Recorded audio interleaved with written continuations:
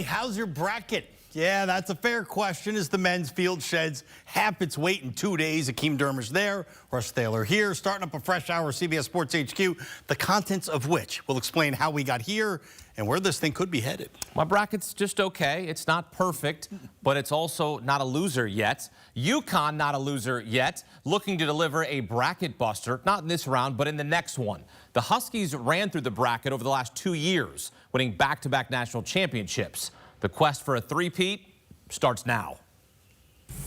Dan Hurley and the Huskies riding a 12-game tournament win streak. Oklahoma looking to put an end to the Huskies' dominance. Game was tight throughout. Under 5 to go in the first half. Terrace Reed Jr.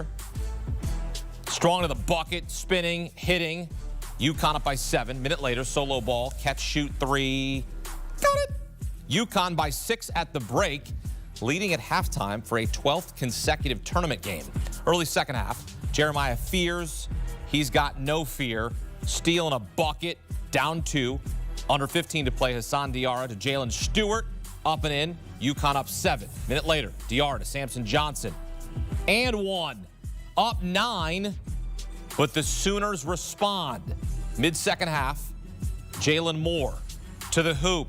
Lays it in plus the foul. Oklahoma down 6 after the free throw. 2 minutes later, Fears, throwdown doesn't go. Mo Wagee, rebound, put back, yes. Sooners down 3 after the free throw. Next Oklahoma possession. Wagee. That's a good bucket right there for the Oklahoma Sooners, and they're down by 1. Drama. Under 10 to play. Fears to Wagee. Misses, but sticks with it. Rebound. And 1. Oklahoma's first lead of the night. UConn's first second-half deficit in the last 11 NCAA tournament games. Under 4 to play. UConn now up 1. Alex Caravan for 3. Buries it. Up 4. Get out your seat. Under 3 to play. Caravan to the bucket. My name is Alex Caravan, and I get buckets. Up 6. 11 of his 13 points coming in the second half. Under a minute to play, I can get buckets and I can get blocks. Caravan with the denial right there. UConn wins it 67-59. 13th straight NCAA tournament win. First by single digits during this streak. Wasn't the dominant UConn win we're used to, but it's a win nonetheless. And the quest for the three-peat is alive. We'll face 1 seed Florida on Sunday. Our Tracy Wolfson with the head coach, Dan Hurley, and the star of this one, Alex Caravan.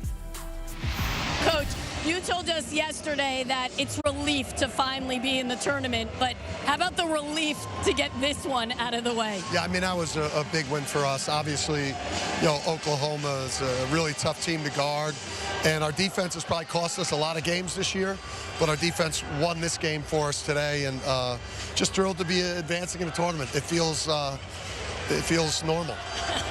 Well, you just said it to Caravan over here. You said AK came alive. Alex, talk to me about what really got you going down the stretch there.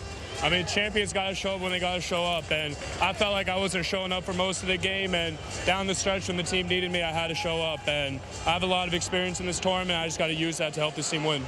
Well, Coach left. I was going to ask him, but I'll ask you. Up next, the #1 seed in Florida. Have you had a chance to see them? What can we expect from that fight? I mean, absolutely. I mean, they won the SEC for a reason, so super talented team, super well coached, and, you know, we got our hands full for, not tomorrow, but the next day. Appreciate it. Go enjoy this. Thank you. UConn and Florida on Sunday in Raleigh. Oh, boy. What a game this sets up to be. The defending national champions. So this is a matchup here of the last 2 teams to repeat as champions. Florida 06-07, UConn 23 and 24. UConn has won 6 straight meetings against Florida. Gators looking to chomp their way to a national title, but they got to get through the 2-time defending national champions. This NCAA tournament recap is presented by Belfour Property Restoration here in studio with former NBA Coach of the Year Avery Johnson, CBS Sports basketball analyst Tim Doyle. Tim, you watch UConn, Oklahoma. We've watched them the last 2 seasons cut down the nets. What are your takeaways from this victory over Oklahoma? Well, it wasn't necessarily pretty, but there was a trust factor, right? Coach, you come into March, we've seen this movie before, but it was a dominant movie. Not only were they winning over the last 2 years, well, they were winning by double digits. Not the same type of team. Expectations are different, but there's just a trust factor with Dan Hurley and his squad. Even though his star, Liam McNeely, wasn't at his best, veterans stepped up down the stretch. Guys made plays. And as for Oklahoma, you shoot 32% from the field and 17% from three, and you're trying to beat the defending national champions, it's just not going to happen. I just saw a team in Connecticut that's been here before. Now, even though there's some new pieces, Alex Carabin, we know he's not new, but they know how to function in this environment. You can tell that Oklahoma as a team, they're new to this. Remember with Oklahoma? They really struggled in the SEC this year. And the SEC as a whole is struggling in the first round of this NCAA tournament. So even though they placed 14 teams in the NCAA tournament, they're not putting a lot of fear in the rest of these teams right now. And you look at Connecticut, they got stops when they needed to get stops. They made a timely three here and there, really good bench play. So I thought it was the experience and the calmness of Connecticut. There was no panic. Yeah, 8-6 so far is the SEC in this tournament when you consider Texas losing in the first 4. Oklahoma, one of those 6 losses. Alex Carabin was supposed to be a star, right? And he has been one of their better players, but he was supposed to ascend. He was supposed to be on another level. You saw flashes of that in this game, but you also saw the flashes that he's just not there at that level that they expected him to be when you think about what UConn wanted this season to be. Yeah, I mean, you know, roles change from guys when they're freshmen to when they're seniors. For Carabin, he's an amazing glue guy. He's a role player. I thought Coach he was the most important player in this game. He made a huge three. He made the floater in the lane. He blocked the shot down the stretch. I thought he was the X factor in this game. But it's okay. Not everyone's going to be the star. He's an amazing role guy. I think people were expecting that. You're right, Akeem. Yeah. But he's just kind of rock steady, and he is who he is. When you're a fourth or fifth best player on the team, and then you have to move up to the first or second best player, that's a significant jump.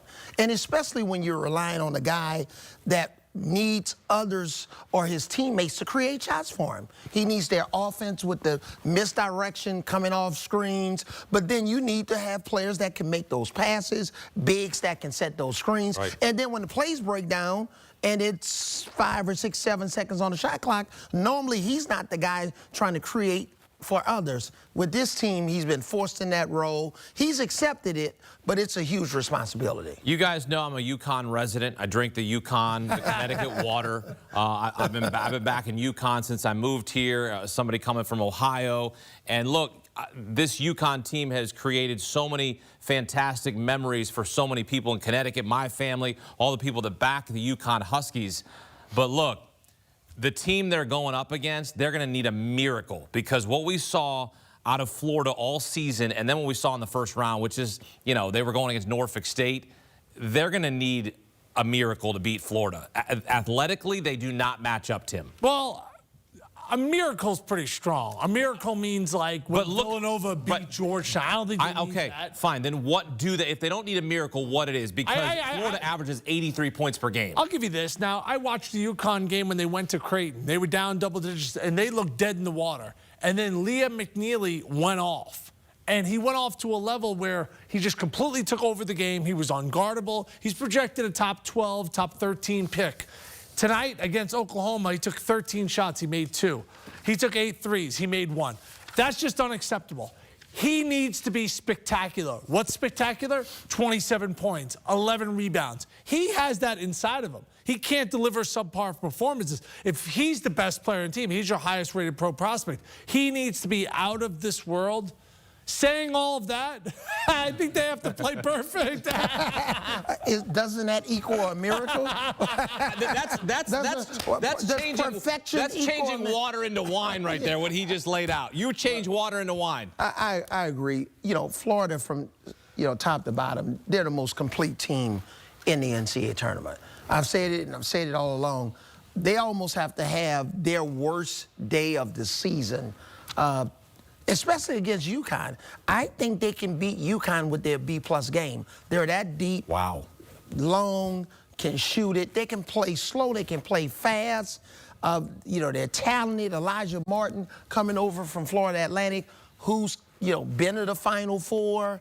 They have guys that can create their shots. So I believe UConn needs a miracle plus. Yeah, the one thing I will say about Florida, and not to get off topic, their region, some of us up here call it the region of death, because they're going to have UConn, they're going to have potentially Maryland if you watch them today, and then they go to the Final Four, they're going to have to go through St. John's. Or Texas Tech. So, yes, so they're going to have an absolute rout if they're going to get to San Antonio. They're going to have to earn it. And you want to know something? There's something poetic about getting UConn. Like, if I'm on Florida, I want UConn. Yeah. If we're going to win a national champion, let's take out last year and the year before as national champion on our road. Because Ric Flair said it. To be the man, you got to beat the man. That's right. And the man in college basketball the last few years has been that water you're drinking, the UConn Huskies. Yeah, and it would be a little bit of poetry when you consider that prior to UConn, the last back-to-back champion was Florida. And if it's Florida this time, then it's Florida moving on and getting one step closer to a national champion. All right. Player of the game from this game, UConn and Oklahoma. Avery, I'll start with you, presented by Belfour Property Restoration. Who's your Belfour player of the game from this one? Alex Karaban. I thought he was terrific. And defensively, he had 2 key block shots for UConn. You don't associate defense with Karaban. Made a timely 3. What did he have? 13.7 rebounds. The 2-time NCAA back-to-back champion. He really looked like a champion tonight, especially in a low-scoring game, a game that didn't even get to 70 points, but 67 was enough for UConn. Yeah, I agree with Coach. I do believe Karaban's probably the player of the game, but I'll give you another one. I thought Terrace Reed off the bench all season long. This guy's been wildly consistent. He's the transfer from Michigan. He averaged 9 points and 7 rebounds at Michigan. You know what he's giving you at UConn? 9 points and 7 rebounds. A little bit better today. He had 12 big points, 7 rebounds. He had 4 offensive. You know what I liked? When UConn was getting late in the shot clock, they were looking to him. And I like when, obviously, you're not shooting the 3 well, let's go inside. And he gives them an inside presence. He had a key offensive rebound down the stretch.